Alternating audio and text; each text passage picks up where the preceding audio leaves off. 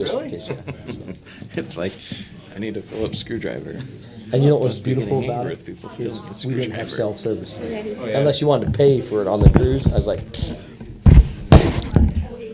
Or was it two? Welcome, everyone, to North Ogden City Council.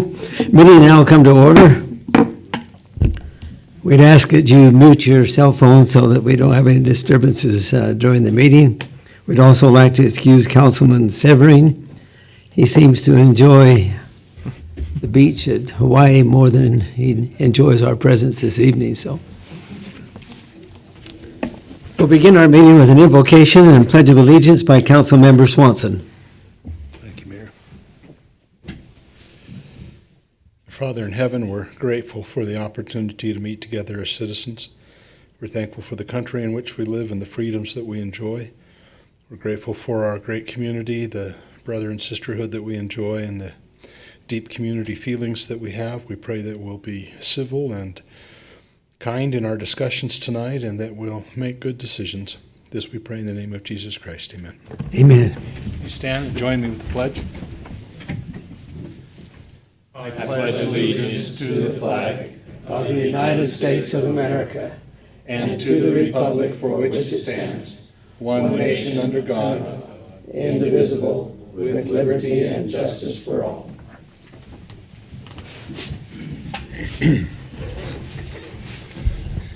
Thank you. Meeting now will be open for public comments.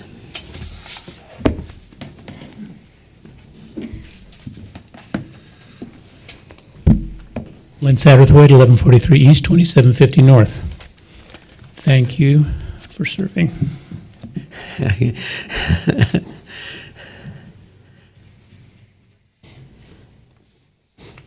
Julie Anderson, 940 East, 2600 North. I just want to thank you guys for a great 4th of July. I think you handled it very well with the weather that we had and stuff like that. And the parade was awesome. Everybody seemed to have a good time. Didn't see much but what was in front of me, but it was nice. So I just wanted to take a moment to thank you for all the hard work. And especially, I want to thank the people that came up and helped in the arena. They took out the old bark that we had up there that was full of puncture weeds. They literally took it down back to the gravel and replaced it with some awesome dirt. And everybody was very appreciative of it, and they helped us fill some divots in the arena. So I just want to take a moment and thank those people too. Thank you. Thank you. Enjoy the rodeo. Leonard Looney, 2527 North, 525 East.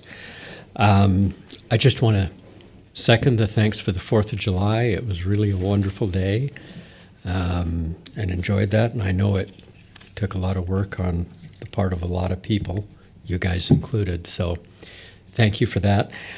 I have one question as I looked at the agenda for today. And because it'll just be discussion, and I don't know what chance we will have, when they're talking about the North Ogden Police providing law enforcement services for the schools, and apparently the district would pay their salary, but does that mean that we'll hire more officers so that the number that are involved at the school won't be taken away from city projects? No one will be hiring any additional. This would include that project as well. Okay. Are they already performing duties for the, Yes. Yes. for the school? So it won't change anything really. Okay, thank you. Okay. Thank you.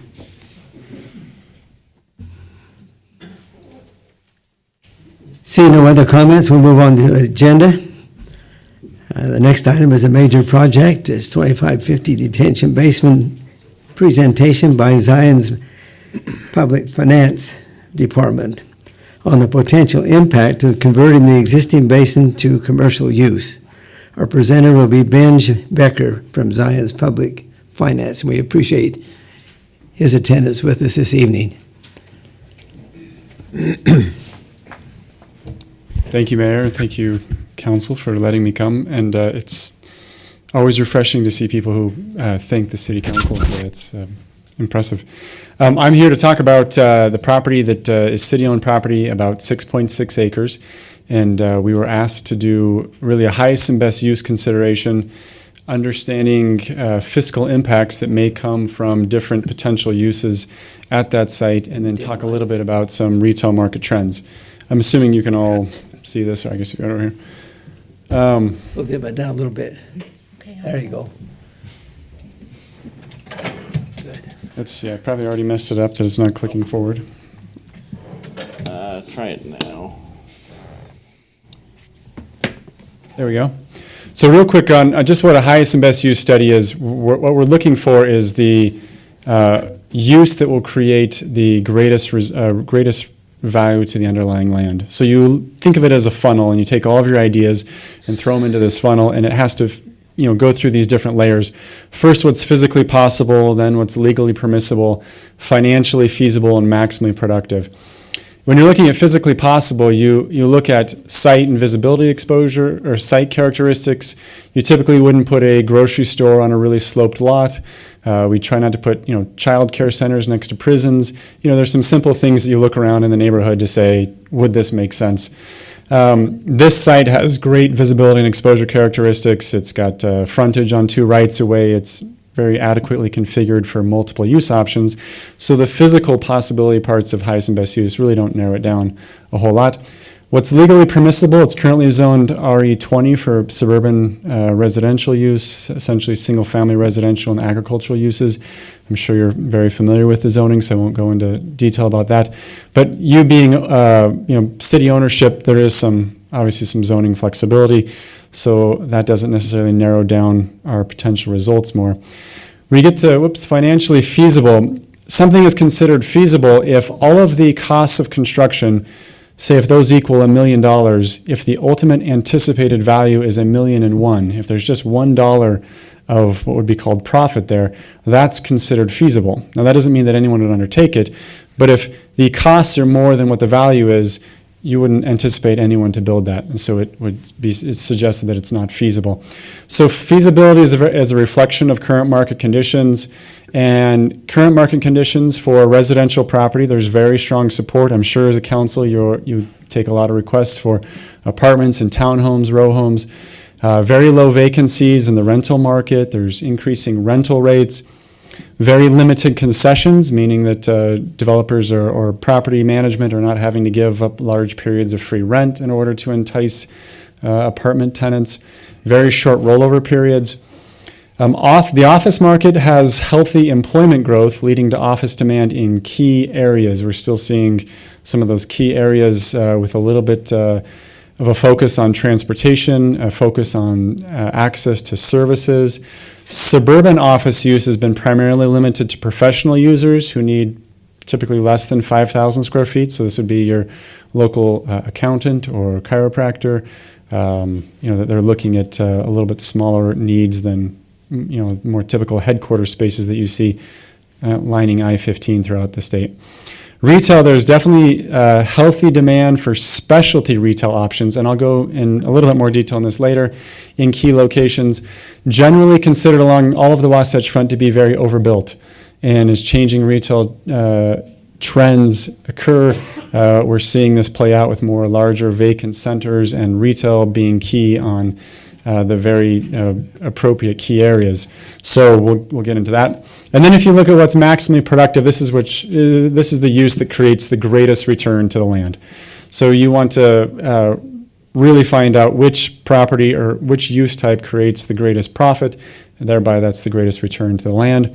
This property has some unique characteristics that would influence that maximally productive use, and that you as a city would probably like to maximize your fiscal benefits to the city. And there's also your ability to influence feasibility by providing land and or tax increment financing. Now, some people will say, let's let the market dictate what the market wants to do. We don't need to provide any kind of financing or incentives. Well, the market is incentives. Other cities and other communities, these are economic development tools that people use in order to get the type of development they want. It's like when we think of the Federal Reserve, we could tell them to keep the market as it is, or they could cut interest rates, or they could buy treasuries. There are tools that are available in order to influence the market. So let's get into it. Here's one scenario for the property. Based on speaking with developers, looking what's happening in other markets, what the land possibly could support in terms of its size. A residential scenario, potentially here of 200 units, that would, looking at about 220,000 square feet. That could take up 4 acres based on some of the densities we're seeing, or you could spread that density a little further out. 2 buildings, each could be of 3 or maybe 4-story construction, or you could have that in multiple buildings. These are just scenarios. This capitalization rate, this is the rate that developers will require a first-year rate of return for an investment property. This has nothing to do with what the city would achieve or a rate of return the city would achieve, but this is what the market would look at in order to be attracted to this property. The lower the capitalization rate, the higher the demand of the property. The higher the capitalization rate, the greater the risk. So as you'll see as we go through some of these scenarios, residential is considered very low risk, and so it has a low capitalization rate. That next bullet says profit. That's essentially the profit range that as we ran these scenarios of what could be done on this lot, this is the profit that would be generated based on, several different factors, and later we'll show if that profit range fits within what investors want to do. In the blue box, you'll see fiscal impacts. So this is what, on a 200-unit development, that North Ogden, directly to the city, just off property tax, could anticipate each year. About $25,000 in property tax. As you know, residential is taxed at the 55% rate.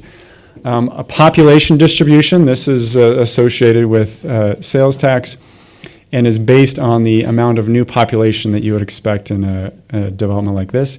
So you're looking at about 34 cents per square foot. Now, don't get too fixated on that number. I'll compare it to other numbers as we go on. But just to let you know, if you were a city and you approved that, hey, here's a residential development, this is kind of what you could expect just from a revenue perspective. You would have to separately look at this from a cost of services perspective in order to weigh what those revenues and expenses are. Here, you can take this home and read this with your spouse at night and really fall asleep. But here, we'll give this to the city. This is an interactive spreadsheet that will allow you to go in and plug in your own inputs. If you have a developer who comes in and says, I actually think we can get these type of rents at the property, and we can get the land at this price, or we're going to charge this for maintenance and repair, you can play with these numbers and see the subjectivity, and it will show you, is this what the developer is proposing a profitable development? It includes construction costs that are up to date. A second scenario would be office at 75,000 square feet, again about 4 acres. And you can see that capitalization rate is higher because there's perceived increased risk with office as compared to residential. The profit is less enticing on this as compared to the residential. So if you are a developer and looking at this land, your first thought would be, in this scenario, residential, because it creates a greater profit, provides a greater profit. As you can see, the fiscal impacts there, we're looking at much smaller square footage. You need a lot more parking for office than you do for residential. You can see there that the fiscal impacts, you're just looking at property tax. You're not dealing with population distribution. About 21 cents per square foot. Those same numbers for office. And then from a retail perspective, we looked at this side at about 50,000 square feet, parking it at about 5.5 spaces per thousand. You could probably get away with 5 per thousand, depending upon the use. You would certainly want to see that in multiple suites with very flexible conversion options. And I'll talk about that in a minute on the retail trends. Stores that were built with just the ability to be a clothing store and not the mechanical insights to have a restaurant later on are perceived as much more risky. Banks are a little less desirable or less lenient to loan on those. They'd like to see flexible options as retail trends change.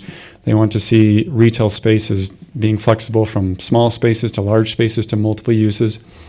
As you can see, the capitalization rate, the cap rate there is much higher, and the profit is a little bit kind of in that range with office, but lower than residential.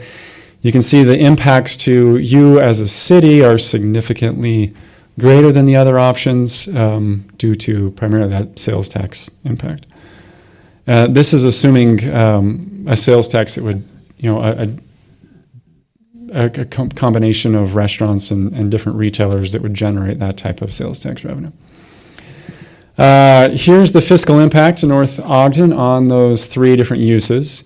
You can see it's fairly significant difference there between residential, office, and retail. Now, there are other, here are these capitalization rates and the profit. So if you look in that sort of third column, it says profit for residential. The likely necessary profit is what a lot of developers are telling us that's what they would need in order to build that project. So you can see residential fits well within that right now. Office, it's running a little bit short. They would see this as having risk, and they would want incentives or something that would increase their profit. Maybe there's already a local tenant who's looking to expand and really wants that site, is willing to pay more for it, or they don't have to deal with the lease-up costs of bringing in a tenant because they've already, they're building a building specifically for a tenant. And then you can see on retail, gets you a little bit within that range, but is on that lower end. There are other considerations to make when you're looking at not just fiscal impacts, but overall neighborhood impacts. A residential scenario would, that scenario that we spelled out there, about 300 parking spaces. You'd see probably about 500 residents from that, or 500 new people to your community. Office, you're looking at more parking. Retail, a little less parking. And then the employment impact of both office and retail.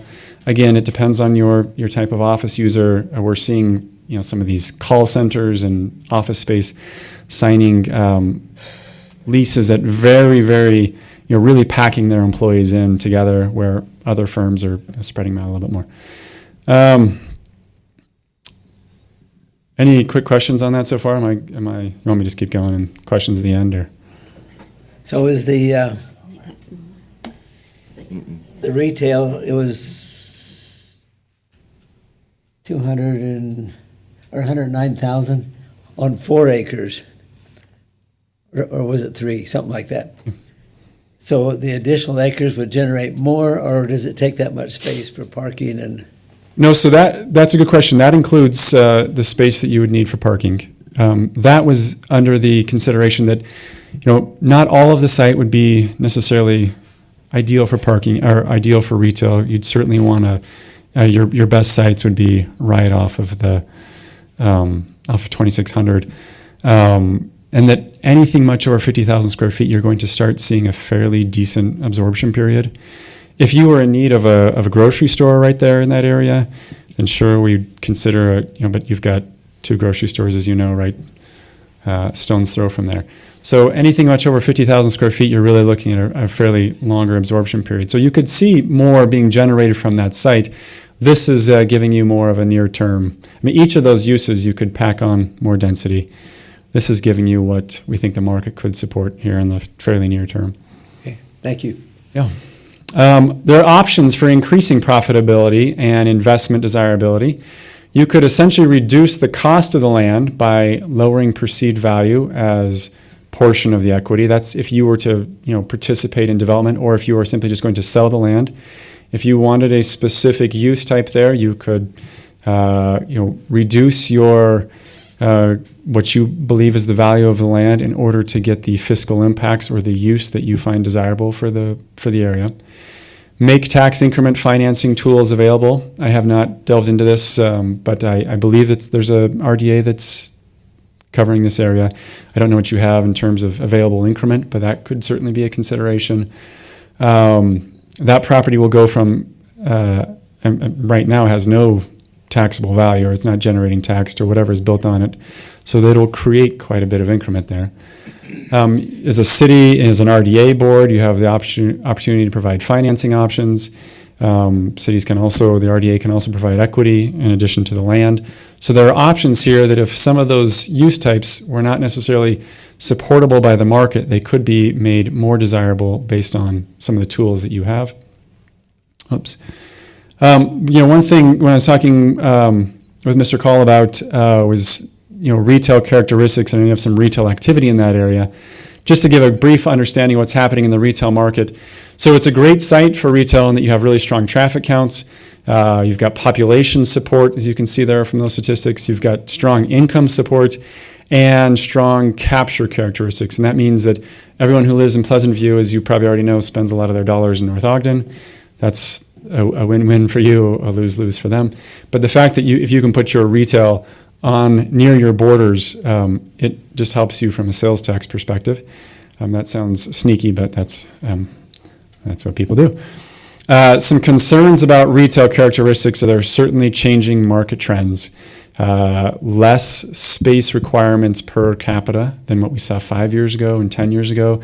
Obviously, I'm guessing most of you, if we were to have a survey, what percentage of your shopping you did online 5 years ago compared to this year, it's probably changed significantly and will continue to change. We're overbuilt in retail. Most developers, most communities are built somewhere between 20 and 25 square feet per capita. And developers are suggesting that we need to be closer to 15 square feet. That's significantly higher than most other industrialized nations, but we have different shopping habits. So if you think of, if we're 5 square feet per capita overbuilt, you know your population, that would suggest your level of being overbuilt. So it's suggesting that retail that is existing needs to be key retail and be well positioned. Just a couple of things, trends are changing significantly. It's much more about experiential retail, going and experiencing something. Stores are changing out their inventory every 2 or 3 weeks now in order to get people to feel like they need to come into the store. Adidas is doing things like you try on the clothes and you get on the treadmill and you run for a little bit and see if you like the fit of the clothes. And nobody can figure out what they do with the sweaty clothes, but there's probably a weird market for that somewhere. Experiencing like kitchen items, go in and how does that blender actually work? And, trying out, Best Buy and places like this have been doing this for a long time, so you can actually feel the equipment and what it's like. And then distribution and warehousing, no longer is it okay for 5-day delivery or 2-day delivery. Distribution warehouses are being put up everywhere so that you can either order online or you can go into a store, experience something, order from a kiosk right there, and receive it that day. So that's the goal of a lot of these retailers. That's why you see all of this west side, Salt Lake, and up through even Davis and Weber County space being filled up with distribution warehouse type space. So this is changing the face of retail. It's changing the amount of time that people spend in stores. You can see here some stats that just 40% retail growth from retailers with no physical presence in just that 3-year period. We had the greatest number of store closings in 2017 and 2018 in the nation, including that in Utah. We also had the greatest number of store openings. But the difference was they were closing Dillard's and JCPenney and Sears and Kohl's, 40 and 50,000 square foot stores, and opening up lots of these 3 to 4 or 5,000 square foot eateries and experience stores. And so we have a net loss in retail space that's being used, but a pretty healthy retail market in terms of new store openings, and we've been buoyed by a remarkable economy. What's doing well in Utah? Grocery stores, although they're evolving, they're reducing their space needs. They're dedicating more space to warehousing for pickup orders, for drive-through type things. Automobile services, eateries, experience stores, really anything that you can't replicate very well online. Faring poorly are clothing stores, toy stores, jewelry stores, department stores. Some stores have bucked the trend, like TJ Maxx is doing incredible because you never know. This is from my wife's experience. You never know what you're going to get in one TJ Maxx to the next. And 1 week is purses. The next week is you go into the store because you're not sure what you're going to get, and that's what people are doing in order to adapt.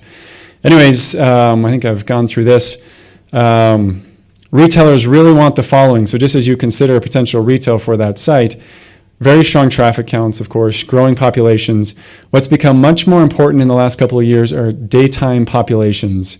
And that typically requires an office presence or strong support from, you've got an aquatic center there that provides some population or activity, really so that retail is activated during the whole day. Destination locations are doing very well for retail. And then retailers are looking incredibly closely at demographics about who's most likely to online shop. Certain stores, say like Bed Bath & Beyond, they want a demographic that's women ages 35 to 40 who are college educated, that are working from home, and typically have 2.4 children, and buy between 15 and 20% of their stuff online and the rest of the stuff in the stores. And they have this information down to a T, and so when they look at areas, your information is unfortunately or unfortunately is out there. They know your shopping habits. Visa gives them all that information.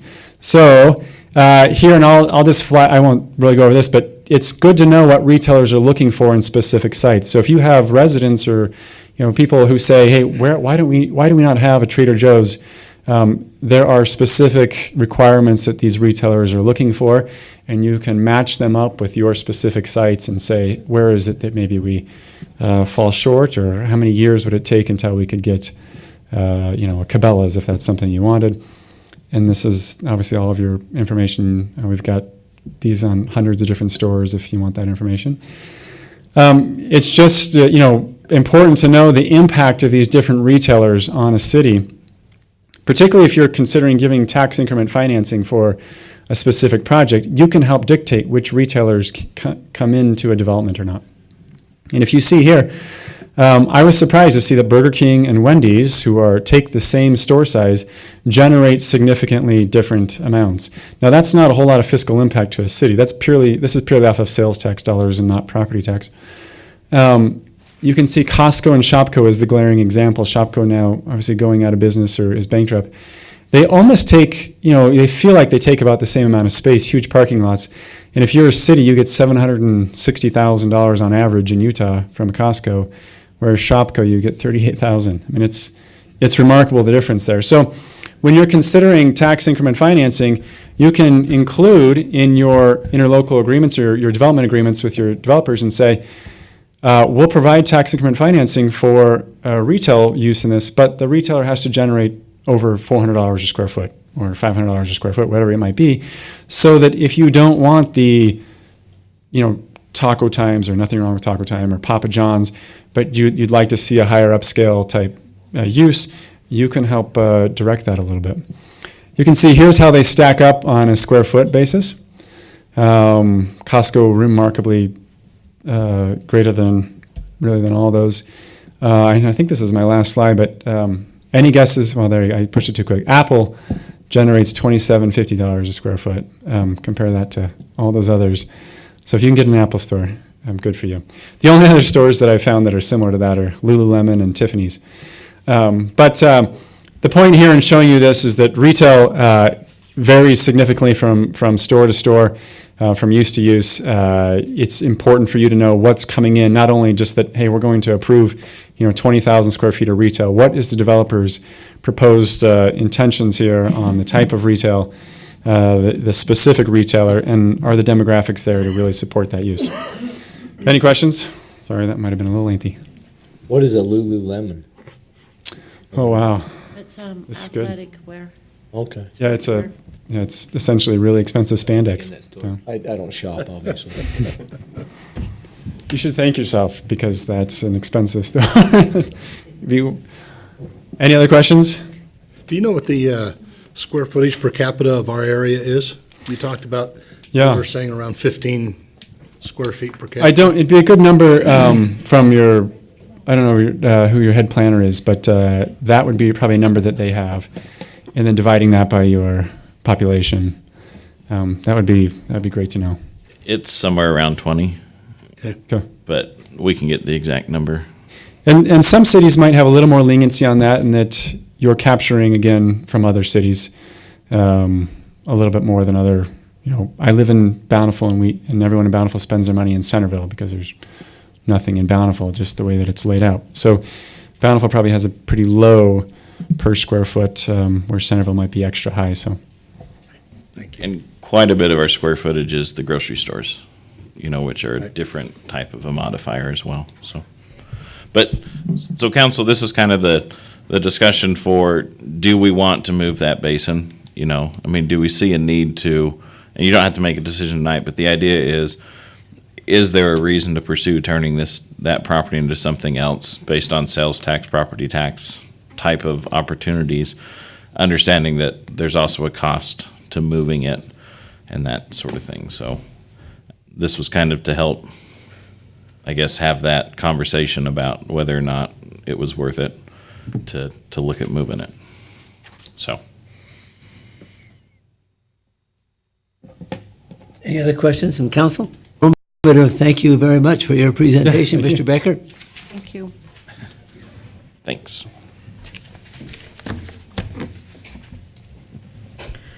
And council, we just got the presentation today, but we have uploaded it to the packet, so it's there on your devices or the public as well, so. Okay, moving on to our agenda. Item 3, discussion or action to consider an agreement with Weber School District for law enforcement services. Presenter will be John Call, our manager and attorney. So, council, this is, as was mentioned earlier, this is an agreement. We've actually been operating under a similar version of this for the past several years. Officer Child was our school resource officer for several years. Now it's Officer Moriali. But it's an interlocal agreement because they're a government entity and we're a government entity. So there's a few things we have to add, or we had to add to it because the laws changed on interlocal agreements. But essentially the fundamental components are there. The officer is a North Ogden City employee who helps and assists at the school with some direction from the staff or the administration of the school. But any disciplinary things would come through the chief of police and the city, not from the school. Though if there was an issue, we would we would work with the school on those sort of things. It's been a very successful program. Those officers spend anywhere from 20 to 30 hours a week when school's in session in the school building, working with administrators, students, and teachers, and just being a presence for the kids. Typically, they have a very good relationship with the majority of the students and provide some positive reinforcement sometimes when there's a need for it. There's kids from all walks of life that attend our schools, and they help with training and, probably a lot more counseling and things than they probably wish they did, but they're actively engaged in the school environment. So John, just a Yeah. point of clarification. When you say school, is it all the Weber County schools? And he spent, or is there one specific school? Mr. Looney asked a question. So ours is assigned to North Ogden Junior High. Okay, that's why I understood it, yeah. Harrisville has one that's assigned to Orion, and then Pleasant View has one that's assigned to Weber. So Weber School District contracts with almost every law enforcement agency to provide a resource officer to those schools. And this is different than the DARE program. Well, he also does DARE. They also do the DARE program, which means they do go around to the elementary schools in our jurisdiction, and sometimes they even work together with the other resource officers to do things. Another thing they also help coordinate sometimes is we do some of our active shooter trainings at the schools, and the school works with us, and we, sometimes we have teachers and folks that they do training with on things like that to help, just make it with the training, make it a better situation if we ever did have an emergency. They don't typically get too involved with the other schools. We have one charter school in the city. They haven't done a lot of work there. Typically, it's been other officers who have gone and reached out. Obviously, the amount for this contract is set up. It's about half of the officer's salary. Sorry, I'm trying to grab it and pull it down, but let's just go to the bottom. It's about $47,000 a year, which is about half of what a police officer costs. And when they're not at the school,